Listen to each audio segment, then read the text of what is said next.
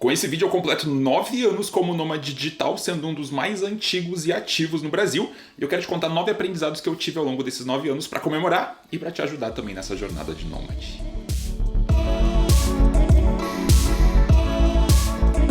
Eu sou Fernando Canares, que sou nômade digital desde 2015, ou seja, há 9 anos eu estou na estrada como nômade digital sem parar. E nesse vídeo eu quero te contar um pouco sobre o que eu aprendi ao longo desses últimos 9 anos. São algumas coisas engraçadas, alguns fatos, algumas coisas que podem ser interessantes. E o objetivo desse vídeo é justamente te ajudar, se você está pensando em virar nômade digital, ou se você já está na jornada, te falar de algumas coisas que podem acontecer e que talvez sejam muito normais. Então eu vou começar, vou dividir aqui então esse vídeo em 9 passos, em 9 coisas que eu aprendi. Vou contar algumas coisas curiosas sobre ele e sem mais delongas, vamos começar. Quero te contar o primeiro deles. O primeiro aprendizado é que eu não preciso ser nem um mendigo digital e muito menos um milionário para ser nômade digital. Acho que quando a gente olha para vídeos no YouTube, para TikTok, Instagram, a gente olha muito conteúdo sendo produzido e muitas vezes a gente vê aquela pessoa que fala que o nomadismo tem que ser uma coisa super de perrengue, que você tem que largar tudo, que você tem que começar a ficar em hostel, que você tem que sofrer e tudo mais, e as pessoas compartilham isso porque isso parece muito romântico. Do outro lado, a gente tem as pessoas que querem apenas te vender um produto ou te vender um curso, que são as pessoas que mostram que para você ser nômade você tem que morar em Dubai, você tem que ter muito dinheiro, você tem que ser milionário, tem que ostentar. Na verdade, o que eu aprendi ao longo desse tempo é que não existe um jeito certo, nem um jeito errado, mas principalmente que essas partes mais romantizadas de você ser muito pobre ou de você ser muito rico, na verdade eles são muito mais para vender conteúdo, vender curso, vender mentorias e tudo mais. Então assim, muitos dos nômades que eu encontrei ao longo desses anos, e eu mesmo, eu percebi que não existe um jeito certo, mas existe sim um jeito confortável. Então se você se sente confortável indo no perrengue, ou se você se sente confortável indo um pouco mais confortável, vai realmente depender do teu estilo de vida, do teu momento. E acho que isso também é muito de momento. Eu quando comecei a ser nômade lá atrás, eu comecei de uma forma muito mais humilde. Eu ficava em hostel, eu ficava passava perrengue, andava de ônibus e tudo mais. Hoje, 9 anos depois, obviamente que eu estou em lugares um pouco mais confortáveis, eu consigo andar de executivo, eu consigo fazer algumas coisas a mais porque eu já estou nessa vida há bastante tempo, consegui ganhar dinheiro suficiente para conseguir fazer isso. Mas não existe um jeito certo. E se provavelmente estão te vendendo uma coisa muito romântica e sofrida, provavelmente estão te vendendo conteúdo.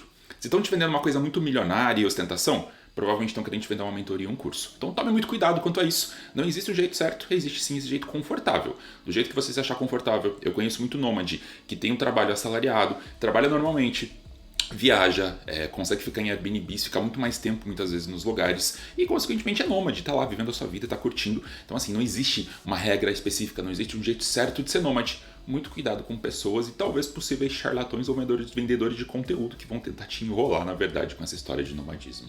O segundo aprendizado é que eu odeio Bali. E aí você pode me perguntar assim, como assim, Fernando? Bali é um lugar que todo mundo gosta, onde tem um monte de nômade. E é legal contar isso pra você, pra te contar um aprendizado que eu tive ao longo dos anos. Então, primeiro, quando eu fui pra Bali, alguns anos atrás, eu percebi que eu estava indo lá pra tentar buscar uma vida de nômades, encontrar vários nômades, fazer networking, achar uma vibe legal e tudo mais, que foi o que foi me vendido sobre Bali. Cheguei lá e fui completamente frustrado, porque eu não achei esses nômades que eram legais, eu não achei essa vibe legal que todo mundo falava, enfim, eu não gostei de Bali. E acho que esse aprendizado ele é muito importante para te falar o seguinte, sim, talvez eu voltaria para Bali, tá?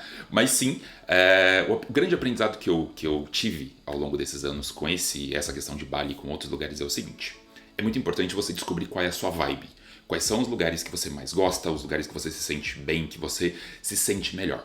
Porque é o que acontece. Tem muitos lugares que vão te falar que é um lugar incrível, de que vai ter um monte de nômade, mas que talvez você não vá curtir porque não é a sua vibe. Então tem gente que é muito mais da vibe cidade, tem gente que é muito mais da vibe de montanha, tem gente que é muito mais da vibe de praia. Isso vai depender realmente do teu mood, tá? Então isso é uma coisa importante que eu aprendi ao longo dos anos, a entender qual é o meu estilo de vida. Hoje eu sou uma pessoa que gosta muito mais de cidade por causa da infra, mas ao mesmo tempo eu gosto de estar perto da natureza para poder explorar a natureza em alguns dias.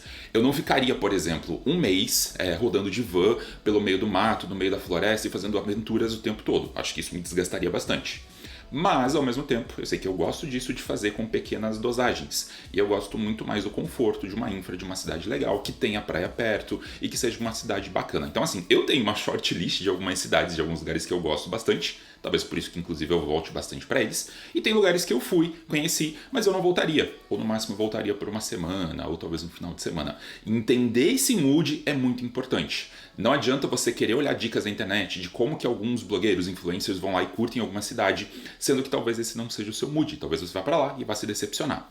Uma coisa que eu aprendi é justamente isso, escolher ou melhor, entender qual é o meu mood, para que eu possa depois escolher melhor os destinos. Então, por exemplo, Bali é um lugar que eu não piro muito, mas é um lugar que talvez eu voltaria como turista para ficar um dia, 2 dias, 3 dias, uma semana no máximo. Talvez eu não viveria lá como nômade digital. E acho que isso é uma coisa importante de você entender quais são os seus limites, quais são as suas limitações, enfim, tudo que você gosta, o que você não gosta, porque isso pode ajudar bastante você a escolher os destinos e não se frustrar, principalmente nessa jornada nômade. A terceira coisa que eu aprendi é que eu não vou convencer ninguém a virar nômade e muito menos vender isso. E eu falo isso pelo seguinte: tem muito conteúdo na internet falando sobre nomadismo digital e tentando te vender um produto, uma mentoria, alguma coisa para que você vire a sua vida e se torne nômade digital. O grande problema é que eu conheço muita gente que tentou fazer isso e acabou se frustrando, porque muita gente acha que o nomadismo digital é a resolução de todos os problemas dela, porque algum guru na internet falou que essa é a resolução dos problemas dela. E na verdade não funciona assim. O nomadismo digital é um estilo de vida. Eu sim apoio quem quer virar nômade, quem me procura, quem me pergunta, quem entra na minha comunidade, enfim, isso sim eu ajudo. Então se a pessoa já está meio que decidida a ser nômade digital. Agora, convencer alguém a falar que nomadismo digital é a melhor coisa do mundo e que a vida dela só vai mudar se ela virar nômade digital, eu acho muito errado. E infelizmente eu já vi muitos casos de pessoas, de casais que foram para esse lado achando que o nomadismo digital ia resolver o problema delas e na verdade não resolveu nada, tá? Então acho que é muito importante pensar nisso. Quando você tiver nessa jornada de nômade digital, converse com pessoas que já são nômade, venha me procurar, me manda mensagem, mas assim, não ache que nomadismo digital é a solução de todos os seus problemas. Não é porque alguém está te vendendo um curso de alguma coisa específica, falando que você vai virar nômade digital, que isso vai resolver o teu problema. Na verdade, muitas vezes eu vejo isso como um grande problema, porque muita gente usa o nomadismo digital para vender um produto, um serviço, uma mentoria, e isso acaba meio que distorcendo o que é o nomadismo digital. Então assim, quer ser nômade digital? Procure outros nômades, procure conteúdo, entenda sobre o assunto, mas não acho que isso vai resolver todos os problemas da sua vida. Muito cuidado quanto a isso. O quarto aprendizado é que ser brasileiro ajuda demais. Eu já tive várias aventuras e várias histórias nas quais ser brasileiro me ajudou bastante. Um dos casos que eu lembro, por exemplo, é na Arábia Saudita, onde é um lugar que é extremamente fechado, as pessoas não entendem muito de turismo, nem falam inglês de verdade. E toda vez que eu falava que era brasileiro, as pessoas ficavam doidas porque eles adoram o futebol brasileiro. Então quando eu falava que era brasileiro, eles estavam super felizes de ter um brasileiro lá e eles poderem ajudar, eles poderem trocar informação, eles poderem conhecer um brasileiro de verdade. Então assim, a gente é muito famoso pelas festas, pelo futebol, pela nossa alegria. Então isso muitas vezes, em muitos países, vai ajudar. Obviamente que a gente sabe que nem em todo lugar, principalmente se você for mulher, pode ter sim algumas questões que podem ser ruins, inclusive falar que você é brasileiro, mas eu diria que no geral, para a maior parte das nações, principalmente as mais desenvolvidas, você falar que é brasileiro pode abrir muitas portas, pode ser muito legal, as pessoas podem inclusive te entender mais, podem se abrir mais com você, então isso pode ser bem legal. Só cuidado com a fama que brasileiro tem de que é muito festeiro. Eu que não sou uma pessoa festeira, muitas vezes as pessoas de fora olham a gente fala que é brasileiro, eles já querem convidar a gente para ir para balada, para fazer festa e tudo mais, e nem sempre a gente é assim, mas eu diria que essa nossa alegria, esse nosso jeitinho brasileiro, ele conquista muito as pessoas, principalmente se a pessoa já foi pro Brasil. Se ela foi pro Brasil, ela vai ficar doida por você, ela vai querer te ajudar, porque provavelmente ela foi muito bem tratada no Brasil, consequentemente ela vai querer retribuir. Então assim, ser brasileiro, na maior parte das vezes, me abriu muitas portas, e acho que é uma coisa legal para saber, para quem tá pensando em virar nômade ou já é nômade, muito provavelmente ser brasileiro ajuda bastante, inclusive se você tem alguma história, se você já é nômade, se você é viajante e tem alguma história sobre nomadismo brasileiro ou sobre estrangeiros e brasileiros, conta aqui na caixinha de comentários, eu vou ficar doido para poder ouvir sua história. O quinto aprendizado, e isso é engraçado, tá? É que eu aprendi a odiar menos as pessoas. Eu sou uma pessoa super introvertida, eu sempre fui introvertido. Na escola, quando era jovem, quando era adolescente. Quando era adolescente eu tinha pouquíssimos amigos. E até os 20 e poucos anos eu era muito fechado, eu tinha poucos amigos, tinha poucos conhecidos. O nomadismo digital, essa questão de poder viajar, de poder contar histórias, poder postar isso, fez com que meu leque de amizades, o meu relacionamento com pessoas melhorasse bastante. E assim, pra mim, que tinha esse problema de introversão, enfim, eu tinha um grande problema de solidão, na verdade, eu me sentia muito sozinho, pra mim era muito ruim. O fato de poder ser nômade, poder contar essas histórias, poder encontrar pessoas, poder ter um assunto legal, fez com que hoje eu tivesse muito mais amigos do que eu tinha anos atrás. E isso é uma coisa interessante, né? Porque a gente vê essa parte psicológica que quanto mais velho a gente vai ficando, menos amigos e menos relacionamentos, menos contatos a gente tem. No meu caso foi o contrário. O nomadismo digital ele abriu essa porta para muitas pessoas, para muitos amigos, para uma comunidade gigante de pessoas, e isso me deixa super feliz, porque hoje eu posso falar que eu sou uma pessoa muito mais bem relacionada do que há 9 anos atrás, quando eu comecei o nomadismo digital. Então, no meu caso, o nomadismo digital ele abriu essas portas. Isso até responde uma questão que muita gente pergunta: o nomadismo digital é meio solitário, ele vai te deixar sozinho, vai te afastar da sua família, das pessoas. No meu caso, ele abriu esse leque, na verdade, porque ele trouxe muito mais pessoas, trouxe muito mais amigos, muito mais contatos, muito mais pessoas que gostam de mim, que acompanham minha jornada, que querem conversar comigo. E isso acaba sendo muito legal para uma pessoa introvertida, que tinha poucos amigos. O nomadismo digital abriu essa porta para mim, foi muito legal. Falando nisso, aproveitando aqui já por fazer um jabá, saiba que eu tenho o The Nomadic Club, é uma comunidade para nômades digitais. Então se você está pensando em virar nômade e achar outras pessoas, ter contato, se você está com medo de virar nômade digital sozinho, saiba que o The Nomadic Club, ele é um clube para nômades que ele vai ter conteúdo, ele vai ter uma comunidade e ele vai ter inclusive encontros presenciais. Recentemente a gente se encontrou em Floripa, foi muito legal, a gente fez um evento aberto para um monte de gente, além dos nômades que estavam lá. E o nosso próximo encontro está programado para Chiang Mai, na Tailândia, já tem nômades confirmados, a gente vai ficar um mês lá trabalhando junto, fazendo um monte de coisa junto. E a ideia do The Nomadic Club é justamente isso, é a gente juntar as pessoas que querem virar nômades ou que já são nômades em uma comunidade e poder ajudar elas e poder conectar elas, que acho que talvez seja a coisa mais legal. E eu sei de muitas histórias de nômades que estão na comunidade, que já se encontraram pelo mundo e tem histórias muito legais para contar, inclusive. O sexto aprendizado é que eu ando na executiva, provavelmente pagando muito mais barato que você que anda na econômica. E acho que isso é uma coisa legal de se saber sobre nomadismo digital. Não só sobre nomadismo digital, mas sobre viagens. É que pelo fato de eu ser nômade, estar envolvido nesse universo de viagens, de nomadismo e tudo mais, eu acabei aprendendo a juntar melhor as milhas, acabei aprendendo a comprar melhor as minhas passagens, a fazer tudo isso de uma forma muito mais prática e de muito mais inteligente. Então hoje eu consigo ficar mais tempo nos lugares, eu consigo planejar as minhas viagens baseado nos preços de passagem, eu consigo organizar a minha jornada com alguns meses de antecedência para conseguir bons preços e, consequentemente, eu consigo andar de executiva, que é uma coisa que se você me acompanha nas redes sociais deve ter visto eu andando muito de executiva, muitas vezes pagando zero ou pagando muito mais barato de quem está lá atrás na econômica. Então, eu só consigo isso graças a essa inteligência de conhecer milhas, de acumular milhas no Brasil, de ter um cartão no Brasil que eu posso acumular milhas. Inclusive, existem várias formas de acumular milhas. Uma delas, inclusive, é que você pode sim acumular milhas reservando Airbnb. Então, eu fico muito em Airbnb, consequentemente eu consigo ganhar milhas. Essas milhas se tornam passagens aéreas e eu consigo viajar de graça simplesmente pelo fato de ficar no Airbnb, que já era uma coisa que eu já ia fazer normalmente.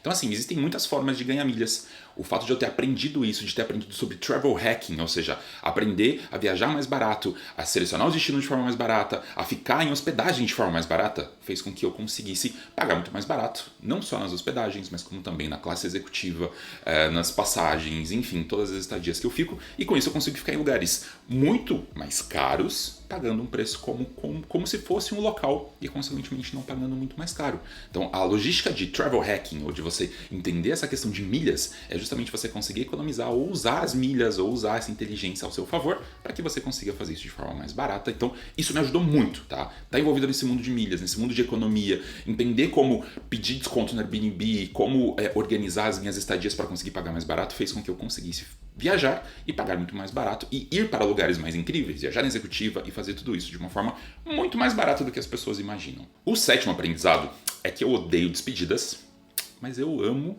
encontros incríveis ao redor do mundo. E eu te falo isso pelo seguinte: o nômade digital está o tempo todo se despedindo. Isso é muito triste. Eu, que sou uma pessoa introvertida, eu sempre tive essa dificuldade já de fazer amizades. Imagina fazer amizades que vão durar 1-2 meses e depois você vai ter que se despedir ainda. Então isso é muito triste. Porém, por outro lado, o nômade digital está sempre viajando. Isso quer dizer que ele sempre vai poder encontrar essas pessoas pelo mundo. E eu vou te contar uma história bem interessante que aconteceu no ano passado. Ano passado, eu estava em Pipa, no encontro de nômades que teve lá. E tinha uma amiga que eu já tinha conhecido na Tailândia no começo do ano passado, que a gente se encontrou lá e a gente foi fazer algumas coisas e a gente estava sentado na beira da praia. E assim, infelizmente, a gente ia se despedir. Provavelmente eu não sabia quando mais eu ia ver ela. A gente estava sentado na beira da praia e aí eu estava contando para ela sobre os meus planos de ir para a Islândia. E aí ela me falou assim: Fernando, que legal, tô pensando também em ir pra Islândia. Eu falei: vamos. Ela falou: então vamos. E eu falei: ok, vamos. E ela foi. Então, assim, esse tipo de coisa que acontece com nômades é muito legal, porque a gente, às vezes, numa conversa, a gente acaba descobrindo que tem outros nômades indo para os mesmos lugares, ou a gente acaba combinando de se encontrar em vários lugares. O fato de eu ter uma comunidade, obviamente, ajuda isso, a gente consegue conversar mais e consegue se encontrar nesses lugares, mas conversando com outros nômades no dia a dia, a gente acaba meio que conversando, às vezes acaba se encontrando em outros lugares, dividindo apartamento. Eu conheço muito nômade que divide apartamento, divide hospedagem, divide os rolês, os tours em outros lugares. Então, assim, o fato de estar envolvido nessa comunidade, com essas pessoas que já estão aptas a viajar para onde elas quiserem, me ajuda bastante a poder reencontrar essas pessoas. Outra coisa que eu gosto muito é que eu tenho muitos amigos espalhados pelo mundo, muitos amigos que saíram do Brasil e foram virar expatriados em outros lugares. Eu que sou o cara que viaja, eu sou o cara que muitas vezes vê eles mais do que a família, porque eu acabo passando pelos países dele, a cada 1, 2, 3 anos, e consequentemente eu acabo reencontrando esses amigos. É muito legal poder fazer isso, é muito legal poder viajar e ter essa liberdade, e quando eu sentir saudade das pessoas, eu posso simplesmente marcar uma viagem para a cidade delas, e reencontrar elas e posso fazer os rolês, enfim, posso encontrar de volta essas pessoas que eu gosto bastante. Então, o fato de você ser nômade pode ser triste por esse lado que você está sempre conhecendo e se despedindo de pessoas, só que por outro lado tem essa questão legal. As pessoas que você realmente gosta, você vai encontrar de novo no caminho, você vai poder encontrar elas. Se elas moram fisicamente num país, você vai poder voltar para aquele país. Se elas são nômades como você pode simplesmente marcar de passar um mês, passar 2 meses, 3 meses em algum lugar, e vocês podem se encontrar novamente. Então isso é muito legal desse ponto de vista de nomadismo. O 8º aprendizado é que a gente precisa aprender a deixar coisas para trás. Inclusive, no meu caso, a minha vesícula. E acho que isso é uma coisa legal de contar, que é o seguinte: você precisa sim cuidar da sua saúde. E quando a gente é nômade, infelizmente, uma das coisas que talvez mais pese é a saúde. Recentemente, eu passei pelo Brasil, fiz vários check-ups, fiz vários exames, enfim, várias coisas. E um deles era uma coisa que já estava prevista, mas é que eu precisava resolver enquanto eu estivesse no Brasil, para que eu pudesse continuar minha jornada nômade de uma forma mais tranquila, que foi fazer uma cirurgia, uma intervenção cirúrgica para tirar a minha vesícula. Então é uma coisa que eu já estava prevendo, e isso é muito importante quando você é nômade, é que você precisa muito cuidar da saúde. A tua saúde pode se debilitar, principalmente quando você começa a ficar mais velho, como eu, mas principalmente estar viajando, comendo coisa diferente, mudando de fuso e fazendo tudo isso pode provavelmente gerar algumas sequelas na sua saúde. Então é muito importante que toda vez que você passe pelo Brasil ou que você passe por um país que você ache confiável, você faça check-up, você faça exames e você resolva a sua saúde. Não tem nada pior do que você estar viajando como nômade e você ter problemas de saúde. Eu já tive isso há uns 3 anos atrás. Foi horrível. Eu tive que cancelar todos os meus planos para ir para o Brasil, para resolver uma esofagite. Nem era algo tão crítico assim, mas era uma coisa que me incomodava muito. Eu tive que cancelar todos os planos para poder resolver isso no Brasil. E por que no Brasil? Obviamente porque é muito mais fácil. Lá eu tenho um plano de saúde, é muito mais fácil você conversar com um médico em português. Então, assim, em alguns casos muito graves, você precisa voltar para o Brasil. Como é que você pode evitar isso? Quando você passar pelo Brasil, quando você passar por um país que você confia ou que você tem acesso, você faça todos os check-ups, faça todos os exames. É o que eu faço toda vez que eu faço pelo Brasil. Foi assim que eu descobri, inclusive, que eu precisava remover minha vesícula. Foi assim que, conversando com o médico, a gente chegou à conclusão que seria melhor eu remover antes de voltar a viajar, inclusive, antes que ela desse problema nas minhas viagens. E hoje estou aqui, viajando, me despedi da minha vesícula. E hoje eu estou viajando, 99% do Fernando está aqui viajando, já sem a sua vesícula. Mas isso é muito importante, porque hoje eu estou muito mais tranquilo, muito mais feliz, porque eu sei que um problema que eu tinha, que poderia resultar em problemas, inclusive nas minhas viagens, já está resolvido. Então, assim, cuidar da saúde. Não tem nada melhor do que você estar viajando como nômade e ter certeza que a tua saúde está super tranquila e que você não tem nada de perrengue para resolver. E o 9º aprendizado, que acho que isso é uma coisa muito importante de contar, é que tomar decisões o tempo todo cansa. E essa é uma coisa que a gente fala muito quando é nômade, quando a gente está falando de nomadismo, quando eu vou dar palestras, eu vou falar com outras pessoas sobre nomadismo, que uma das coisas que mais incomoda os nômades é ter que tomar decisão o tempo todo. E quando eu falo isso, você precisa pensar o seguinte: a gente está o tempo todo procurando um novo Airbnb, procurando uma passagem, conversando com pessoas, fazendo tour, conhecendo lugares novos, indo no supermercado, cuidando da saúde, e tudo isso acarreta em diversas decisões que a gente precisa tomar o tempo todo. Então a gente precisa escolher o próximo Airbnb, o próximo voo, onde vai ser a próxima academia, o que a gente vai comer, a gente precisa saber se o que a gente vai comer é saudável, enfim, a gente precisa cuidar de tudo isso. E isso cansa. Quanto mais rápido você se move como nômade digital, mais cansativo isso se torna. Então eu já fui no passado o nômade que ficava 15 dias em cada lugar, uma semana em cada lugar. Geralmente os nômades que estão começando, eles têm essa empolgação, eles querem conhecer um monte de lugar, consequentemente isso vai fazer com que eles tenham que tomar muito mais decisão. O que eu faço hoje, e que deveria ser feito desde o início, que todo nômade faz, mas eu não tenho tanta facilidade de fazer isso, é ficar pelo menos 2 ou 3 meses em cada lugar. Porque o fato de você fazer isso faz com que você consiga relaxar, você ficar mais tranquilo, você não precisa tomar tantas decisões assim, porque você sabe que você vai ter um apartamento por 2 ou 3 meses, você sabe já planejar com mais antecedência o seu próximo voo, o seu próximo país, a sua próxima estadia.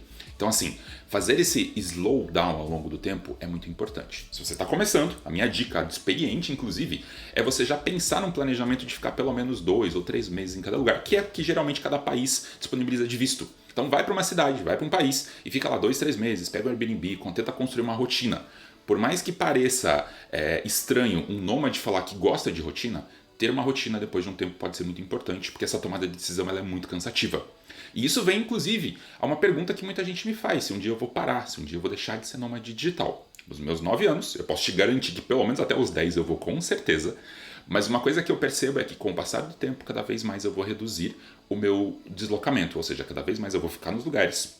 Vou tentar aproveitar vistos de nômade digital, vou tentar aproveitar o limite dos vistos como turista, ou até ir sair e entrar no país de novo para tentar renovar visto, porque isso me deixa mais confortável. A minha saúde pede isso, a minha saúde mental pede isso, então é muito importante começar a pensar nisso. E se você está começando, eu vou te falar, essa minha experiência aqui de 9 anos, uma das coisas mais importantes é exatamente isso. Tomar decisões é legal no começo, essa loucura de você pular de destino em destino, mas depois de um tempo isso pode ser cansativo, isso pode gerar problemas psicológicos, de saúde e pode acarretar no fim da tua vida de nômade. Então se você quer durar os 9 anos assim como eu tenho durado, talvez seja interessante você pensar em ficar mais tempo nos lugares, ter uma certa rotina para que você se torne um nômade digital muito mais saudável e você não tenha problemas ao longo do tempo. E se você chegou até aqui, se você me acompanha há tanto tempo, queria muito te agradecer. Queria te falar que pelo menos mais um ano aí tá garantido até os 10 anos, com certeza eu viro nômade.